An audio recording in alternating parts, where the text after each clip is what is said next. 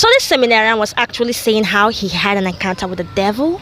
If you could meet the devil. Met him twice. You've met him twice? Personally. I wasn't even a seminarian. I was discerning. I just came out of my life of sin. Middle of the day, it's like noon. I come out of the church and there's this beautiful, handsome man, custom tailored suit. And he's staring at me. And I just was like, weird. So I turned to walk towards my office and he runs up next to me and he grabs me by the arm. And he goes, let's get a drink. And I just had chills go up and down my body. And I said, get away from me. And then I turned direction and went towards my apartment. I walked through the doors and the doors closed behind me. And I looked out and he was just laughing at me. Then a few years later, I was on a vacation visiting an old banker friend down in Miami. She set up a whole luncheon at this place called Nikki Beach, which really isn't appropriate for seminarians or priests. The two girls to my right, I knew both of them. They start looking at this guy across.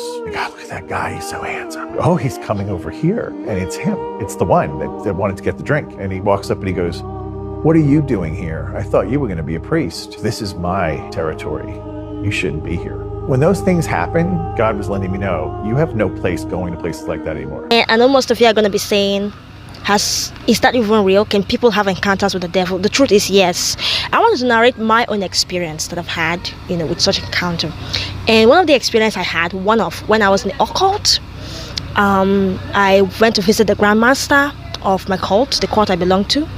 And each time we had visiting days where Lucifer himself would come out. Sometimes the Queen of the Coast, sometimes demons, sometimes gods and goddesses. And this might seem like a little bit funny to some people, but that's the reality. So I had this time where I went and he appeared. He came and he spoke. And he said, the first thing he asked me was, what am I doing here? And he told me clearly that I did not belong to the cult.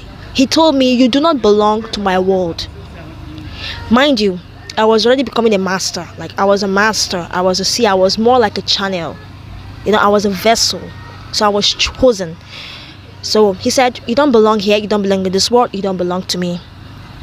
He said, your true place is with Christ. It's with God.